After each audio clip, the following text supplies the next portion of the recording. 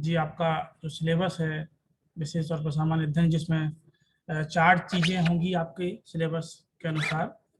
पहला तो इतिहास का पोर्शन होगा, जिसमें 1857 का विद्रोह एवं राष्ट्रीय स्वतंत्रता संग्राम का हम अध्ययन करेंगे।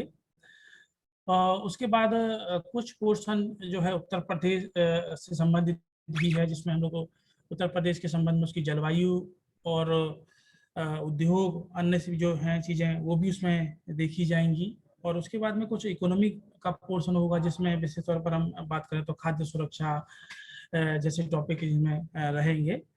और कुछ पोर्शन जो होगा वो ज्योग्राफी का भी होगा, जिसमें इंडिया की जलवायु के बारे में जो है आप लोग अध्ययन करेंगे। तो आज की पहली क्लास जो है हम शुरुआत कर रहे हैं वो इतिहास के पोर्शन से कर रहे हैं, 1857 के विद्रोह से कर रहे हैं। और ये इतिहास का एक ऐसा अध्याय है जिस पर इतिहास में सबसे ज़्यादा लिखा गया है। इतिहासकारों ने, चाहे वो ब्रिटिश इतिहासकार हों या भारतीय इतिहासकार, अगर हम बात करें इतिहास लेखन की 1857 के विद्रोह पर, तो 1947 तक अगर आप देखें कि 1947 में जब भारत आज़ाद हुआ, तो उससे पहले भारत पर जो ब्रिटेन का प्रभुत्व था, ब्रिटेन का जो अधिकार था, तो उस दौरान जो लेखन था उसको ब्रिटिश लेखन कहा जाता है। और उस दौरान जो भारतीय इतिहासकार जो थे, एक तरीके से उनकी भूमिका जो है काफ़ी नगण्य रही थी। और उनको इतिहास लेखन से जुड़े या ये कहें 1857 से जुड़े जो जो दस्तावेज थे, उनको एक तरीके से देखने की अनुमति नहीं थी, उनको गोपनीय रखा गया। लेकिन जब भारत स्वतंत्र हुआ, तो उसके बाद भारतीय जो इतिहासकार हैं, उन्होंने एक तरीके से नए सिरे से 1857 के विद्रोह हैं, उनके पहलू हैं, उनके आयामों को उन्होंने लिखा। तो सबसे पहले तो हम 1857 का विद्रोह कहें या क्रांति कहें, इसको हम समझने का प्रयास करेंगे कि विद्रोह वास्तविकता में है क्या। अगर हम विद्रोह की बात करें, तो विद्रोह एक तरीके से जो हम कह सकते हैं कि जो आदेश है, जो आज्ञा है, उसको मानने से इनकार करना है। अगर हम देखें कि 1757 प्लासी के जो प्लासी का युद्ध हुआ था, उसमें बंगाल में ब्रिटिश एक तरीके से कंपनी का जो शासन स्थापना हुई, और उसके बाद से लेकर 1857 का जो जो 100 साल का जो इतिहास है, उसमें ऐसे बहुत सारे परिवर्तन आए कि जिसके कारण 1857 का जो विद्रोह है उसकी एक पृष्ठभूमि उसकी बनी। तो विद्रोह का मतलब यहाँ एक तरीके से हम ये कह सकते हैं कि जो जो जो रूलर थे, जो शासक थे, जो ब्रिटिश कंपनी थी, उसकी आज्ञाकारिता या उसके आदेशों को मानने से इनकार करना था। ठीक है ना। दूसरा, अगर कुछ लोग कभी कभी क्रांति शब्द का भी इस्तेमाल किया जाता है कि 1857 की क्रांति। तो क्रांति का मतलब होता है कि जो व्यवस्था है, एक तरीके से जो हम ये कह सकते हैं जो शोषणकारी व्यवस्था है, उस व्यवस्था में अमूलचूल परिवर्तन लेके आना, उस व्यवस्था को पूरी तरीके से पलट देना, और पुरानी व्यवस्था को स्थापित करना, जो एक तरीके से जो परंपरागत रूप से जो व्यवस्था चली आ रही थी, उस व्यवस्था को स्थापित करने का प्रयास करना। तो आपने विद्रोह और क्रांति का जो जो शब्द है उसको आसानी से आप लोगों ने समझा होगा। अब हम बात करते हैं 1857 के विद्रोह की। तो यहाँ कुछ फैक्ट मैंने आपके सामने रखे हैं, जिसमें यहाँ देखेंगे कि विद्रोह के समय इंग्लैंड के जो प्रधानमंत्री थे वो पामस्टन थे। विद्रोह के समय भारत का गवर्नर जनरल लॉर्ड कैनिंग। विद्रोह के समय कंपनी का जो मुख्य सेनापति था वो जॉर्ज एनिसन था, और बाद में कॉलिन कैंपबेल बना। और विद्रोह के समय भारत का जो सम्राट था बहादुर शाह जफर था। अब हम बात करते हैं कि विद्रोह पर भारतीय इतिहासकारों के विचारों को कि भारतीय इतिहासकारों ने इसको इस जो विद्रोह हुआ था उस पर अपने अलग अलग इन्होंने विचार व्यक्त किए थे। तो अगर हम बात करें तो सबसे पहले अशोक मेहता का नाम आता है। तो उन्होंने अपनी जो जो पुस्तक थी द ग्रेट रिवेलियन, इसमें इसको राष्ट्रीय विद्रोह कहा।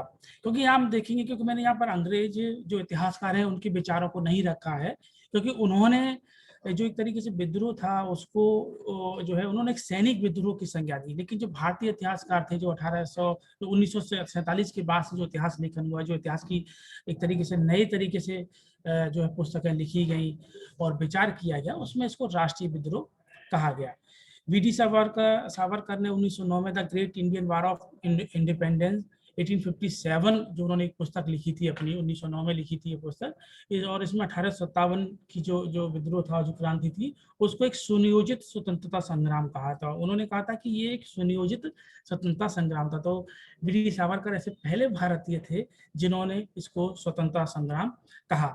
एसएन सेन, इन्होंने अपनी पुस्तक जो लिखी थी वो 1857 लिखी, और ये पुस्तक जो थी इन्होंने भारत सरकार के कहने पर लिखी थी। जब भारत जब स्वतंत्र हुआ और 1947 में और 1957 में जब विद्रोह की जब 100वीं वर्षगांठ जब मनाई जा रही थी, तब भारत सरकार ने जो है एक तरीके से 1857 के विद्रोह के ऊपर एक तरीके से इनसे अनुरोध किया कि आप एक पुस्तक लिखिए। तो इन्होंने ये पुस्तक इसमें लिखा कि ये राष्ट्रीय संग्राम नहीं कहा जा सकता, परंतु इसे सैनिक विद्रोह की संज्ञा देना भी गलत है, क्योंकि यह कहीं भी केवल सैनिकों तक सीमित नहीं था। अवध में एक जन आंदोलन बन गया और यहाँ के देशभक्तों ने अपने राजा और रानी के लिए संघर्ष किया। तो इनकी जो जो जो इन्होंने पुस्तक में लिखा है उसका सार यही है कि राष्ट्रीय संग्राम नहीं था। इन्होंने कहा कि राष्ट्रीय संग्राम नहीं था, लेकिन इसको जो अंग्रेज जो शासक अभी तक कहते आए थे कि सैनिक विद्रोह है, उन्होंने कहा ये सैनिक विद्रोह भी नहीं था, क्योंकि सैनिक विद्रोह का होता तो इस सैनिकों तक सीमित नहीं होता, बल्कि अवध के क्षेत्र में और अपन ऐसे क्षेत्रों में हम देखेंगे कि जहां पर जो जनता थी उन्होंने अपने राजा और रानी के लिए संघर्ष किया। शशि भूषण चौधरी ने इनकी जो पुस्तक है civil rebellion in Indian mutinies 1857 से 1859 जो उन्होंने लिखा है, उन्होंने कहा है कि ये जो विद्रोह था वो सैनिक और असैनिक जो विद्रोह है उसका सम्मिश्रण था। तो जो भारतीय इतिहासकारों के विचार मैंने यहाँ रखे हैं कि उन्होंने ज्यादातर अधिकांश जो भारतीय इतिहासकार हैं उन्होंने जो है इसको एक तरीके से हम कह सकते हैं कि स्वतंत्रता संग्राम भी कहा है, राष्ट्रीय विद्रोह भी कहा है, और सैनिक असैनिक जो विद्रोह हैं उनका मिश्रण इसको कहा है।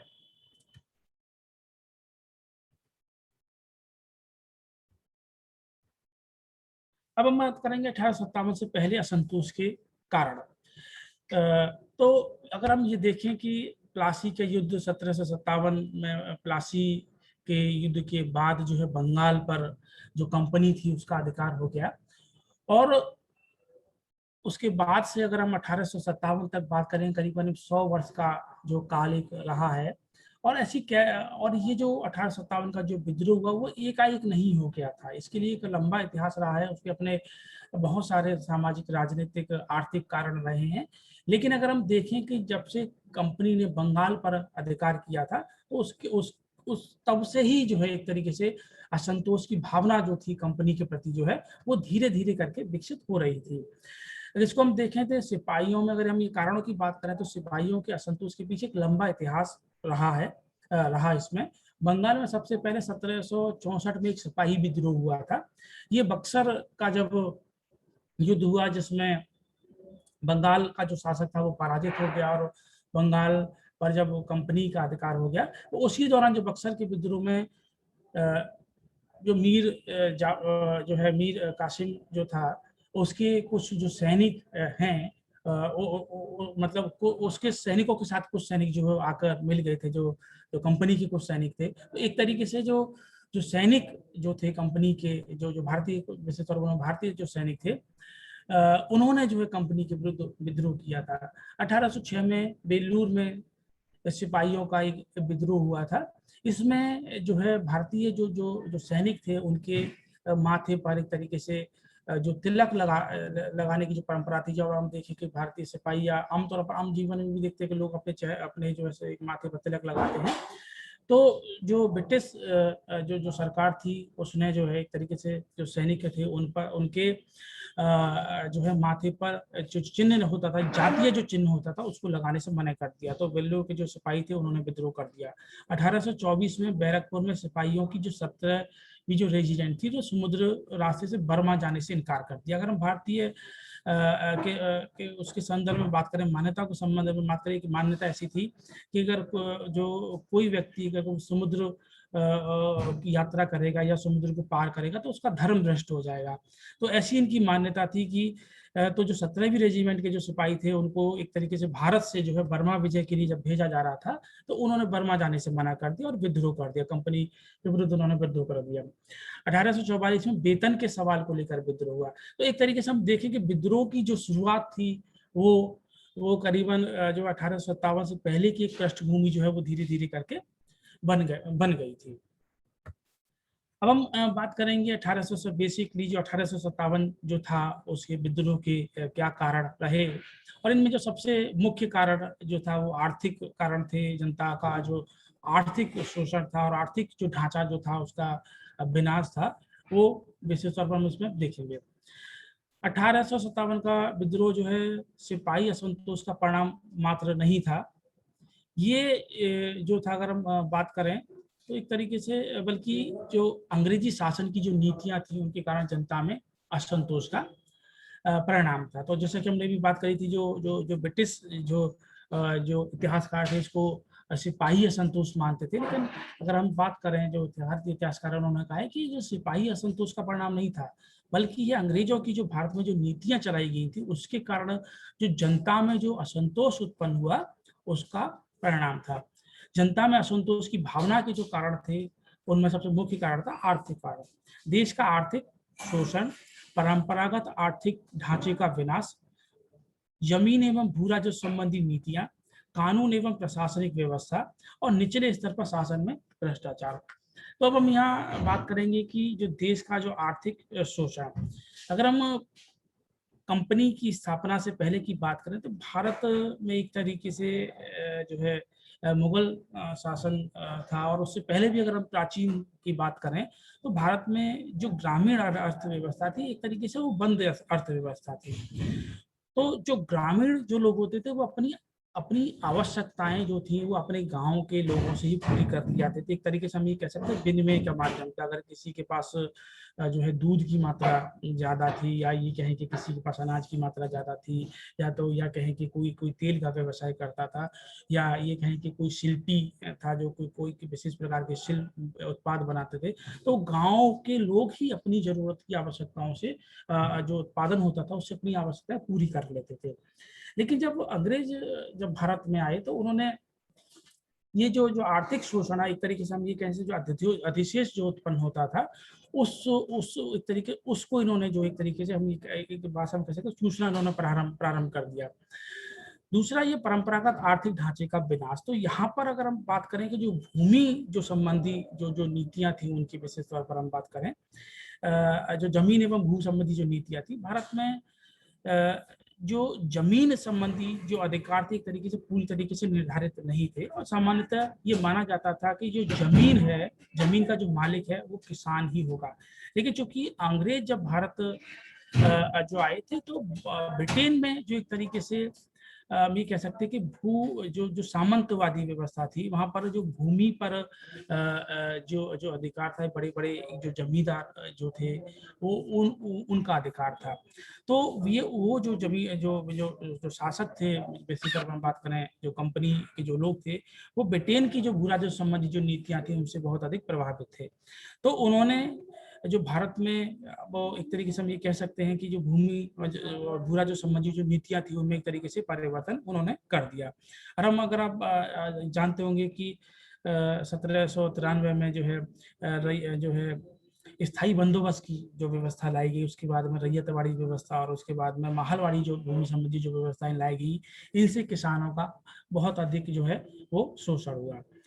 दूसरा नेक्स्ट है जो कानून एवं प्रशासनिक व्यवस्था की हम बात करें, चूंकि ब्रिटिश जो भारत में आए थे तो भारत में भू राजस्व को इकट्ठा करने के लिए आपको एक तरीके से बहुत बड़े प्रशासनिक ढांचे की आवश्यकता होती है। तो भू राजस्व जो है वो सरलता से, सुगमता से एकत्रित किया जा सके, इसके लिए उन्होंने कानून एवं प्रशासनिक व्यवस्था स्थापित करें। भारत में बात करें कि जो पुलिसिंग की जो व्यवस्था थी, कार्नवालिस को भारत में पुलिस व्यवस्था का जन्मदाता माना था, तो भारत में पुलिसिंग की व्यवस्था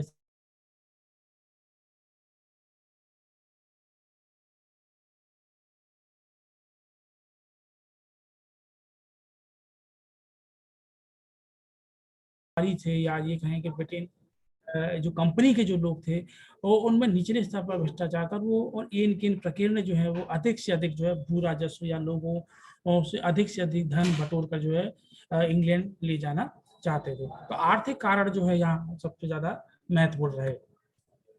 अब हम बात करें तो इसमें हम सबसे पहले देखेंगे कि सामाजिक धार्मिक कारण। कुछ अन्य घटनाएं हैं, इनको बाद में देखेंगे। सामाजिक धार्मिक कारण, ईसाई मिशनरियों की गतिविधियां, इनमें सबसे बड़ी बात करें तो चूंकि जब वो कंपनी भारत में आई तो उसने व्यापारिक गतिविधियां अपनी प्रारंभ की, लेकिन उसके साथ साथ ईसाई मिशनरीज भी भारत में आए। तो इन लोगों ने भारत के जो लोग हैं, विशेष तौर हम बात करें जनजातीय लोग हैं, जो गरीब लोग हैं, उनको एक तरीके से कुछ आर्थिक मदद देने के बहाने जो है धर्म परिवर्तन की नीतियां इनके द्वारा प्रारंभ की गई। तो एक तरीके से लोगों में जो जो विशेष तौर पर हिंदू जो लोग थे, उनके मन में हम ये कहें कि जो यहाँ भारतीय जो लोग थे उनके मन में एक तरीके से हम ये कह सकते हैं कि विद्रोह की भावना जो है वो धीरे धीरे इनके प्रति जो है वो पनपने लगी। हम भारत की अगर वर्तमान में बात करें कि ट्राइबल की जनजातियां हैं, या केरल की बात करें या नॉर्थ ईस्ट की बात करें, वहाँ पर की जो अधिकांश जो लोग हैं वो ईसाई हैं। तो ये जो बात करें कि ईसाई एक तरीके से भारत में जो धर्म परिवर्तन की जो प्रक्रिया को बढ़ावा दिया गया ईसाई मसीहियों के द्वारा। फिर हिंदू धर्म में इस्लाम धर्म पर उनके द्वारा प्रहार किया गया। तो हिंदू धर्म की जो मान्यताएं थी, इस्लाम धर्म की जो मान्यताएं थी, उन पर प्रहार किया गया और उनको एक तरीके से कह सकते हैं कि उनकी आलोचना की गई, और इस्लाम और जो जो ईसाई धर्म है उसको एक तरीके से सर्वश्रेष्ठ बताने का इनके द्वारा प्रयास किया गया। सेना में सरकारी खर्चे पर ईसाई उपदेशक नियुक्त किए गए। सरकार के द्वारा सेना में जो एक तरीके से ईसाई उपदेशक होता था, जो हिंदू और जो इस्लाम धर्म है उनकी बुराई करने के साथ इस्लाम धर्म जो ईसाई धर्म है उसमें क्या क्या खूबियां होती थी उनके बारे में वो उनसे बताता था, ताकि जो जो सैनिक हैं वो अपना धर्म परिवर्तन करके ईसाई बन सकें। 1850 में सरकार के द्वारा एक नियम लेके आई सरकार कि अगर कोई व्यक्ति अपना धर्म परिवर्तन करके ईसाई बन जाता है तो उसे अपनी जो पैतृक संपत्ति होती थी उसमें उसको अधिकार मिल जाएगा। तो एक तरीके से सरकार का ये नियम भी बहुत ज्यादा गलत था कि एक तरीके से हम देखें कि भारत में ये व्यवस्था रही है कि जो पैतृक जो संपत्ति है पिता से पुत्र और पुत्र से उसके पुत्र को जो ट्रांसफर होती थी, लेकिन यहाँ एक नियम ये परिवर्तन कर दिया कि अगर कोई व्यक्ति ईसाई धर्म स्वीकार करेगा उसे ही उसकी पैतृक संपत्ति में अधिकार मिलेगा। एक विदेशी ईसाई सरकार द्वारा धर्म परंपराओं में हस्तक्षेप, जैसे सती प्रथा का उन्मूलन, विधवा पुनर्विवाह और लड़कियों को पश्चिमी शिक्षा। अगर हम बात करें, अगर आज के सामान्य परिप्रेक्ष्य में हम देखें कि सती प्रथा का उन्मूलन, विधवा पुनर्विवाह और लड़कियों की शिक्षा जैसी जो जो जो व्यवस्थाएं थी वो ईसाई मिशनरी जो भारत में आया, या जो जो जो जो कंपनी थी उसके द्वारा प्रयास किया गया। लेकिन जो रूढ़िवादी जो जो व्यक्ति थे, चाहे वो हिंदू धर्म के संबंध से संबंधित हो या इस्लाम धर्म से संबंधित हो, उनके द्वारा इसका इनको द्वारा विरोध किया गया। उन्होंने ये कहा कि एक बाहरी व्यक्ति को, या ये कहें कि एक यानी जो ब्रिटेन से जो आए हुए लोग हैं, जो कंपनी है, उनको भारत के जो धार्मिक और जो सामाजिक जो मान्यताएं हैं, जो परंपराएं हैं, उनमें हस्तक्षेप करने का अधिकार नहीं है। तो इस कारण उन लोगों ने एक तरीके से इस चीज का उन्होंने विरोध किया। मंदिर मस्जिद सेवा संस्थानों से करों की वसूली, तो ये एक तरीके से भारत में नई चीज थी। इससे पहले अगर हम बात करें, चाहे प्राचीन काल की बात करें या मध्यकाल की बात करें, जो शासक जो थे, जो मंदिर मस्जिद या अन्य जो जो धर्मार्थ जो संस्थाएं होती थी, उनको जो है काफी सारा जो है वो दान देते थे। लेकिन यहाँ उल्टा हो गया, जो ब्रिटिशर्स जो आए उन्होंने जो मंदिर मस्जिद और जो जो अन्य सेवा संस्थान थे उनसे करों की वसूली की, उस पर कर लगा दिया। तो अगर सामाजिक धार्मिक कारण देखें कि बहुत सारे ये सामाजिक धार्मिक कारण हैं जिससे जो कंपनी है उसके प्रति एक तरीके से लोगों में विद्रोह की भावना जो है वो पनपी। दूसरा, कुछ ऐसी घटनाएं थी जिनसे अंग्रेजी सेना के अपराजय का भ्रम टूटा। अभी तक एक तरीके से जो अंग्रेज जो थे उनकी जो छवि बनी हुई थी वो माई बाप वाली छवि बनी हुई थी, तो और ये माना जाता था कि अंग्रेजी जो सेना है वो अपराजय है, उसको पराजित नहीं किया जा सकता है। लेकिन लोगों का जो लोगों के बहुत सी कुछ ऐसी घटनाएं घटी जिसमें अंग्रेजी जो सेना है वो पराजित हुई, और लोगों के मन में ये भावना है कि अगर अगर सेना के अगर अंग्रेजों के विरुद्ध एक सशक्त विद्रोह किया जाता है तो उनको जो है पराजित कर, उनको मार कर भगा मतलब भारत से जो है भगाया जा सकता है। जिसमें अगर अफगान युद्ध की बात करें, 1838 से 42 के बीच में जो आंग्ल अफगान युद्ध हुआ था उसमें अंग्रेजी सेना जो है वो पराजित हुई थी। पंजाब का युद्ध 1845-49 हुआ, इसमें भी जो है अंग्रेजी सेना जो काफी हद तक पराजित हुई, लेकिन बाद में जो है अंग्रेज जो है वो विजयी हुए। क्रीमिया का युद्ध, यहाँ भी अंग्रेजी सेना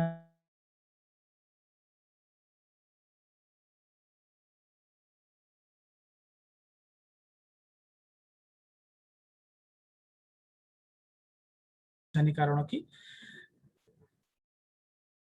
अगर हम बात करें, जो सिपाही भारतीय समाज के ये अंग थे, और ये सिपाही दरअसल एक वर्दीधारी किसान ही थे। अंग्रेजों की आर्थिक नीतियों के कारण सिपाहियों के परिवारों को जो पीड़ा होती थी उसको सिपाही भी महसूस करते थे।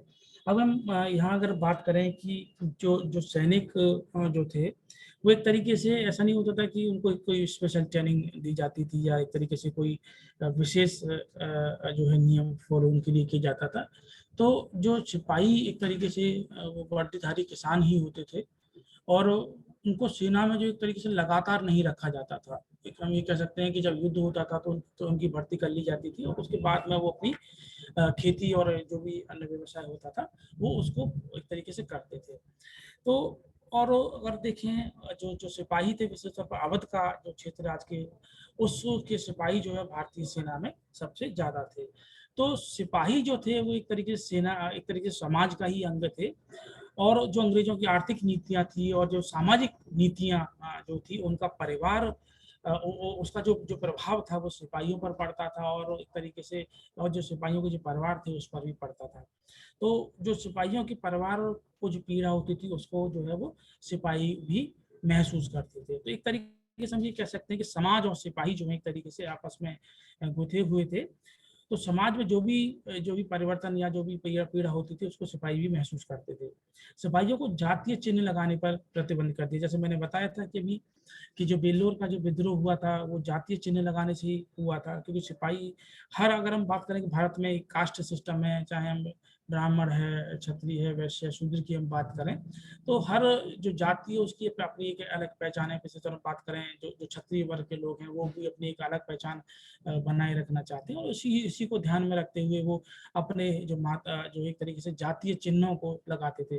और सरकार जो जो ब्रिटिश जो सेना थी उसमें एक समरूपता की भावना बनाए रखने के लिए जो है जातीय चिन्हों पर प्रतिबंध लगाया गया। नई भर्ती वाले सिपाहियों को समुद्र पार जाकर सेवा करना होता, तो सरकार ने एक, जब देखा कि सिपाहियों ने समुद्र पार जाकर जो है युद्ध करने से मना कर दिया, तो एक नया नियम लेके आया गया कि जो भी नई भर्तियां होंगी उसमें पहले ही उनको एक रिटन स्टेटमेंट देना होता था कि अगर सरकार उनको कहीं भी युद्ध करने के लिए भेजेगी, वो युद्ध करने के लिए तैयार है, चाहे वो समुद्र पार हो या कहीं भी हो। ब्रिटिश अधिकारियों द्वारा सिपाहियों के साथ अपमानजनक व्यवहार किया जाना, जो कि जो ब्रिटेन के जो अधिकारी होते थे या जो जो तरीके से जो सिपाही होते थे वो भारतीय सिपाहियों के साथ अपमानजनक व्यवहार करते थे, जिससे भी सैनिकों में एक तरीके से असंतोष की भावना थी।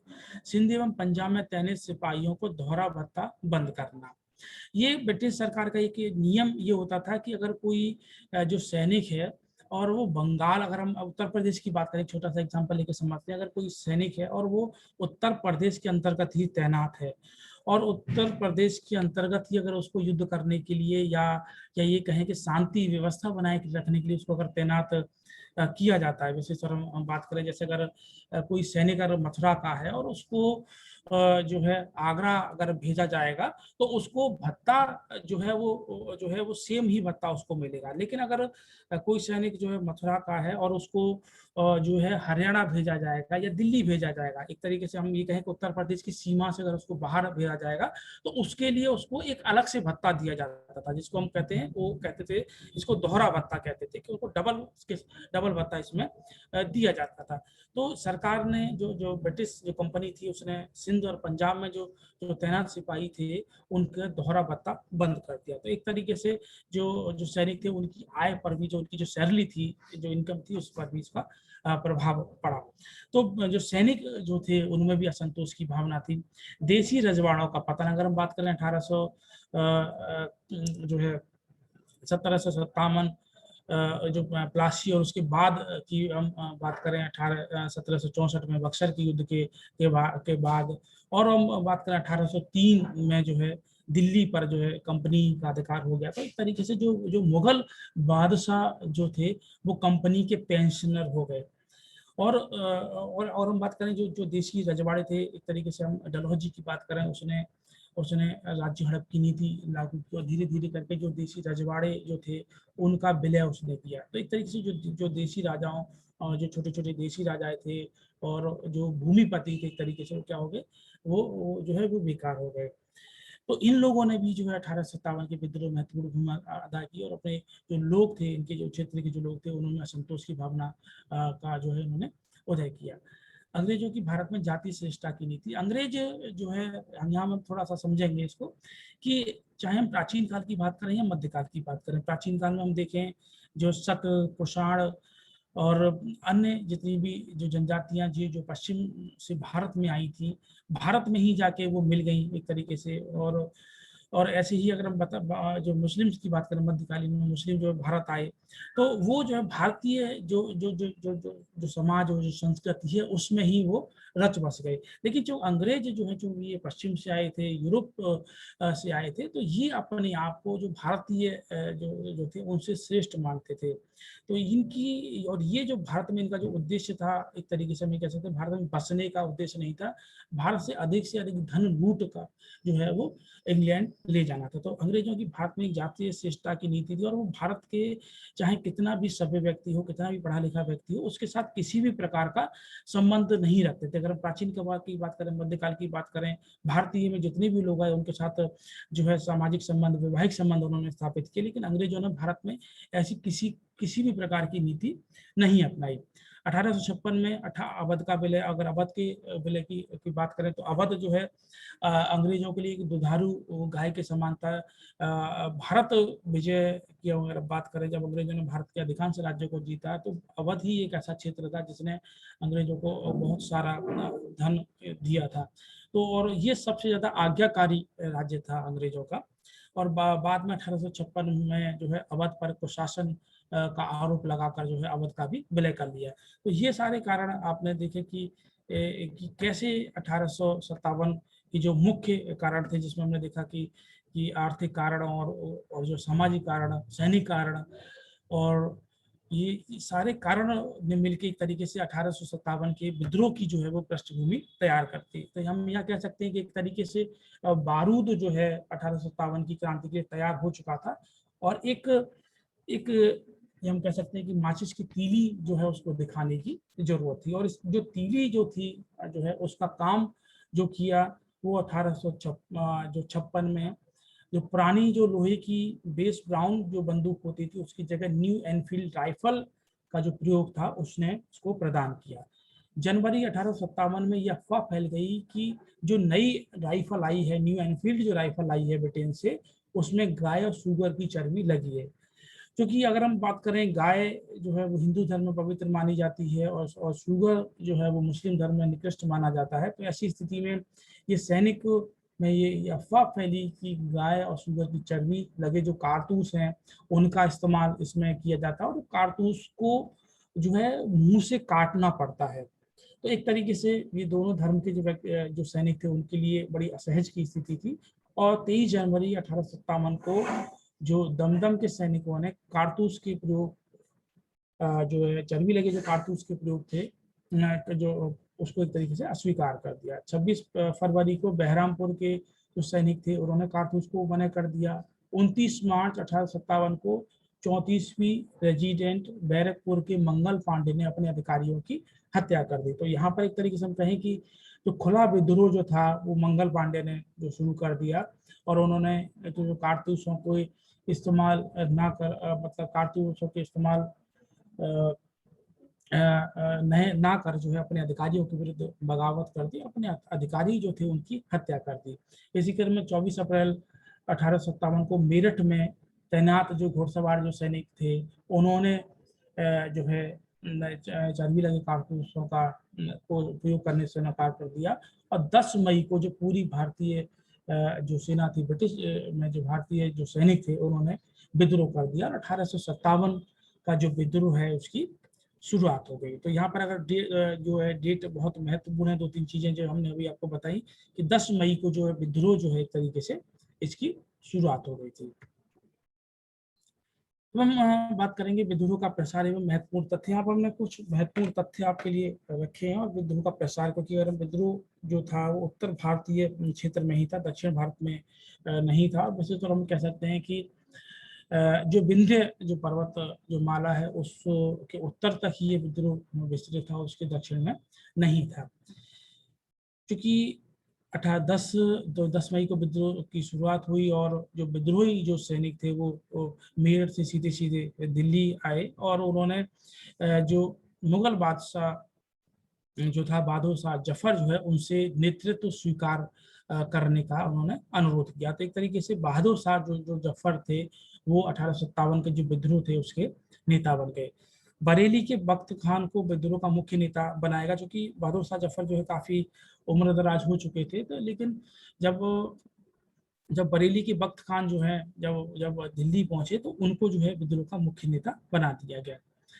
हडसन ने सम्राट के दो पुत्रों मिर्जा मुगल और मिर्जा ख्वाजा सुल्तान और उसके जो पोते थे मिर्जा अबू बकर को लाल किले के सामने गोली से मार डाला और बहादुर शाह जफर को हुमायूं के मकबरे से गिरफ्तार किया। जब क्योंकि विद्रोही जो सैनिक थे वो दिल्ली पहुंच चुके थे और दिल्ली में जो है जो जो ब्रिटिश जो सैनिक थे उन्होंने कब्जा जो है पूरी तरीके से दिल्ली पर पुनः कब्जा कर लिया है। तो जो है यहाँ पर जो बहादुर शाह जफर जो थे उनको जो है हुमायूं के मकबरे से गिरफ्तार किया और जो हडसन जो ब्रिटिश कमांडर था उसने बहादुर शाह जफर के दो पुत्रों जिसमें मिर्जा मुगल और मिर्जा ख्वाजा सुल्तान और उसके जो जो पोते थे मिर्जा अबू बकर को लाल किले के सामने जो है वो गोली से मार दिया था। और यहाँ एक ये बात बहुत महत्वपूर्ण है कि जब 1857 का विद्रोह जब हो रहा था तो मिर्जा गालिब जो है वो दिल्ली में ही थे और उन्होंने एक तरीके से आंखों देखा हाल जो है वो 1857 के विद्रोह का उन्होंने बाद में लिखा। लखनऊ में जो विद्रोह था वो अब अभी मैंने आपको बताया कि लखनऊ के जो नवाब वाजिद अली शाह थे उनको प्रशासन के आरोप पर एक तरीके से हटा दिया गया और जो है अवध का जो है विलय कर लिया गया 1856 में।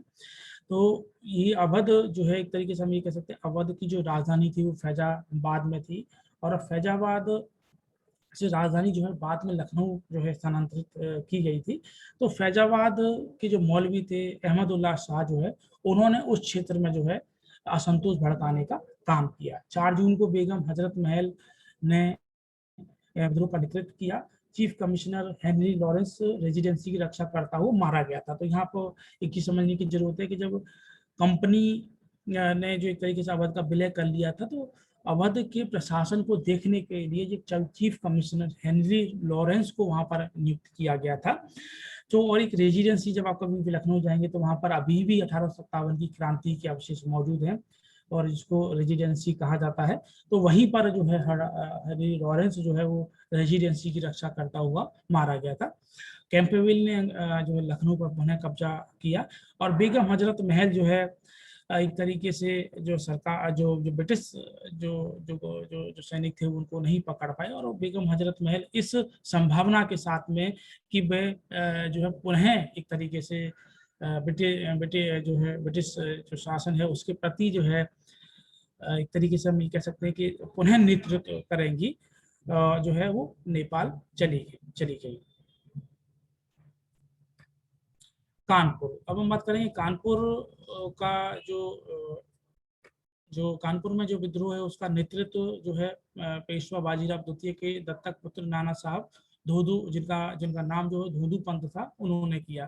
क्योंकि जो है मराठा जो है आपको पता है शिवाजी के बाद में एक तरीके से मराठा शासन का जो नेतृत्व किया था वो पेशवाओं ने किया था। पेशवा जो अंतिम पेशवा जो बाजीराव जो थे और जो है एक तरीके से मराठा साम्राज्य का भी पूरी तरीके से विलय कर लिया था और जो पेशवा बाजीराव जो थे उनको पेंशन दी गई थी, लेकिन उनकी पेंशन जो उनकी जो दत्तक पुत्र जो है वो नाना साहब को देने से कंपनी ने मना कर दिया था। तो 5 जून को कानपुर में विद्रोह की शुरुआत हुई और नाना साहब की ओर से जो विद्रोह का जो नेतृत्व करने की जो जिम्मेदारी थी वो तात्या टोपे जिनका प्राथमिक नाम रामचंद्र पांडुरंग था उन पर थी।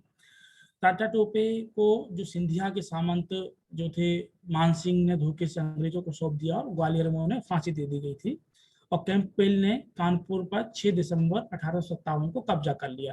तो यहाँ एक चीज आपको समझने की आवश्यकता है कि जब कानपुर का जब पतन हो गया, कानपुर पर अंग्रेजी सेना ने पुनः अधिकार कर लिया 6 दिसंबर 1857 को, तो जो टाटा टोपे थे वो जो लक्ष्मीबाई के साथ जाके मिल गए थे। लेकिन जब अंग्रेजों ने झांसी पर भी अधिकार कर लिया तो उसके बाद में जो टाटा टोपे हैं एक तरीके से सहयोग के लिए जो सिंधिया के जो सामंत थे जो ग्वालियर के जो सिंधिया हैं उनके सामंत मान सिंह के पास पहुंचे थे, तो उन्होंने अंग्रेजों धोखे से उनको अंग्रेजों को सौंप दिया और ग्वालियर में ही जो है तात्या टोपे को फांसी दे दी गई थी।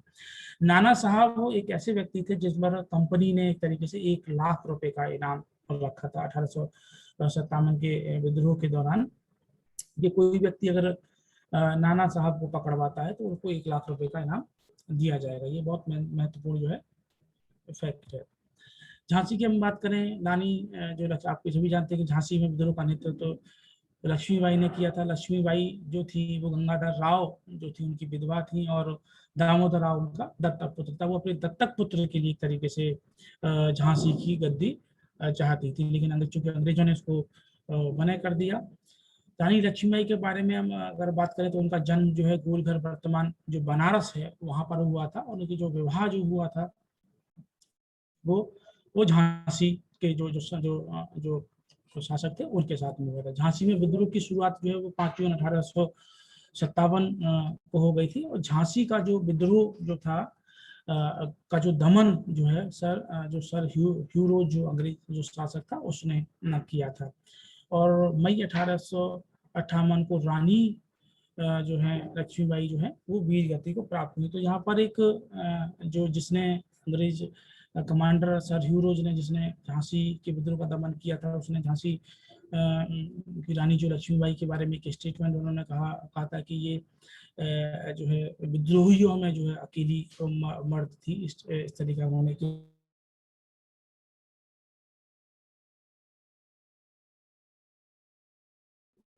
बाबू कुंवर सिंह थे। और अगर हम बात करें बाबू कुंवर सिंह ही ऐसे व्यक्ति थे जिन्होंने अंग्रेजों को पराजित किया। उन्होंने अंग्रेजों को कई बार पराजित किया। अन्य क्षेत्रों की बात करें, चाहे अवध की बात करें, कानपुर की बात करें, दिल्ली की बात करें, वहां पर अंग्रेज जो है वो पराजित नहीं हुए थे। लेकिन जो बाबू कुंवर सिंह जो थे इन्होंने अंग्रेजों को कई बार उन्होंने पराजित किया था।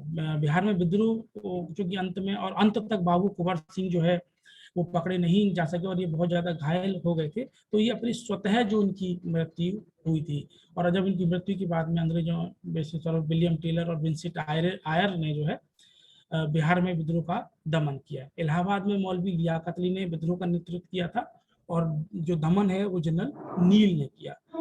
फैजाबाद में विद्रोह का नेतृत्व मौलवी अहमदुल्लाह शाह ने किया था, और जो है मौलवी अहमदुल्लाह शाह पर जो है कंपनी की ओर से 50,000 का इनाम भी घोषित किया गया था। बरेली में खान बहादुर खान ने विद्रोह का नेतृत्व किया, और दमन जो है वो कैंपबेल ने किया, और खान बहादुर खान को फांसी दे दी गई। तो यहाँ पर मैंने कुछ फैक्ट आपके सामने ये रखे हैं कि किन किन क्षेत्रों में विद्रोह फैला और किन किन लोगों ने उस विद्रोह को नेतृत्व प्रदान किया, और किन अंग्रेज जो कमांडर थे उन्होंने इसका दमन किया। अगर हम मंदसौर की बात करें तो यहाँ पर मुगल घराने के एक व्यक्ति थे फिरोज शाह, उन्होंने इस विद्रोह का नेतृत्व किया था। असम में मनीराम दत्ता ने किया, उड़ीसा में सुरेंद्र शाही और उज्जवल शाही ने इस विद्रोह का नेतृत्व किया था।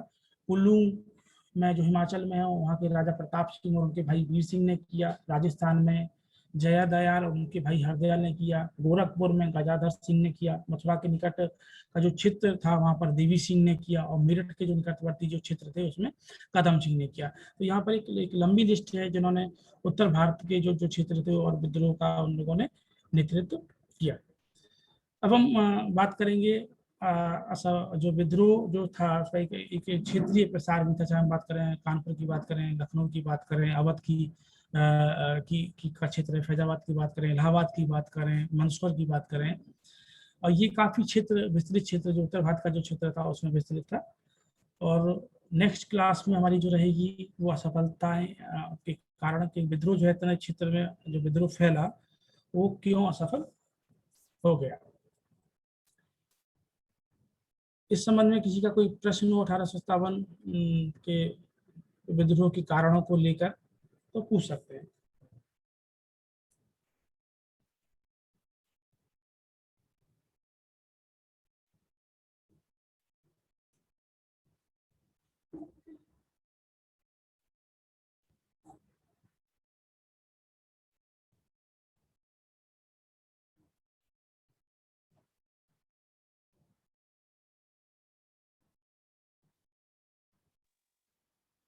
सर हाँ, आपका जो थर्ड स्लाइड